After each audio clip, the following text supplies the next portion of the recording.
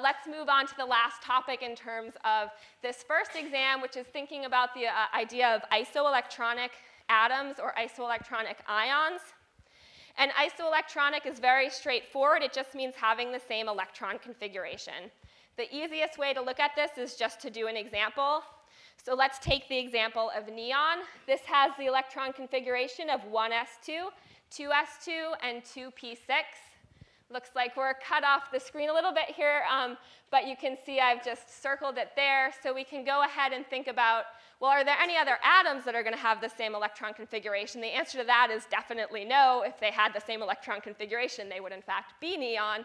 But we can think about different ions that have this electron configuration. So for example, if we think about fluorine, that has an electron configuration of 1s2, 2s2, 2p5. So all we would need to do is add one more electron to get the same configuration as for neon. So if we want to write out what that would be, it would just be to say that F- is isoelectronic with neon. So we can say that if we have neon here and we want to think about what's isoelectronic, F- would be isoelectronic.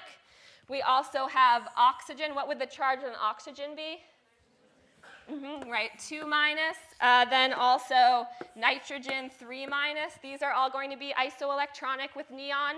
We can go in the other direction, so let's go to sodium. But we would need to take away an electron to make it isoelectronic. So we would say sodium plus or magnesium 2 plus. We can just keep going. Aluminum 3 plus, silicon 4 plus. And we can go on in either direction all the way across and down the periodic table. So that's the idea of isoelectronic ions. These are all isoelectronic. They all have the same electron configuration. And we can also think about, going back to atomic size for a second, what the relationship is between these ions and their parent atoms. So for example, if we think of the fluorine minus case, would you expect fluorine minus to be larger or smaller than neutral fluorine?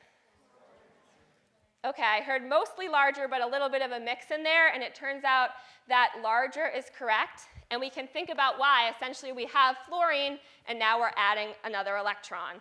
So you can picture that fluorine is going to get larger in this case. And that will be true for all of the negatively charged ions.